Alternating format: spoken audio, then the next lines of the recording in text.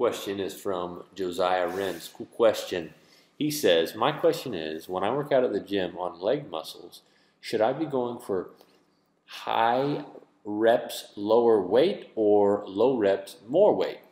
And should I do more than one set? Also, blah, blah, blah, which specific leg muscles should I be working on? Okay, should you be doing high reps and lower amounts of weight, or should you be doing lower reps and more weight? You can do both, but let me explain.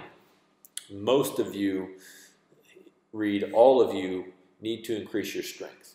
When you increase your strength, you increase how light your body is in proportion to how strong you are. And that means it's easier for you to propel yourself into the air. And strength is gained by putting high tension on muscles. So what you need is to do high weight, low reps in sets.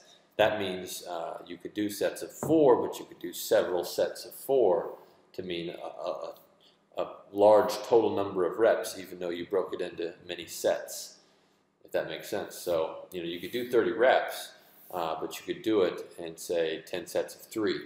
And that way you would have a lot of weight, yet a high number of total reps. However, there are occasions where you do want to do high reps. Specifically, high reps or reps to failure are better for increasing your anaerobic endurance. So they're going to allow you to use your muscles over and over and over and over again. And if you're a beginner, I do recommend a little bit of that because you don't have much anaerobic endurance at all. And so your capacity to put in work is not very high. So at a beginner level, sometimes I do recommend that. And on the other end, high repetition also can reinforce a neural pattern, just like you learn to tie your shoes by doing it over and over again.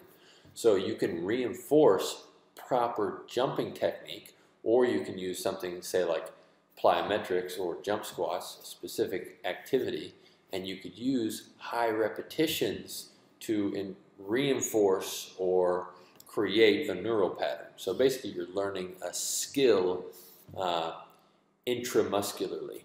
So that's kind of the breakdown on what you should do. Typically you need to, if you're a beginner, you need to build a strength base and anaerobic endurance base while you're building your strength. Everybody needs to build strength, which is done by using heavier weight and increasing muscle tension. Which muscles do you need to be working on?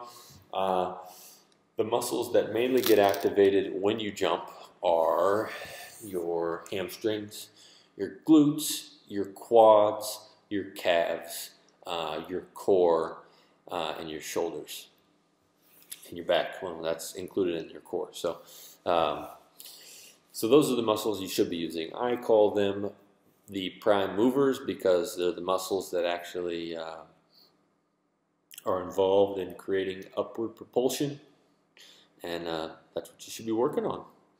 So people squabble about which one is more important, and we could get into that debate. But most people have the training economy, the ability to train all of those aspects concurrently at the same time. So thanks, Josiah. Bye-bye.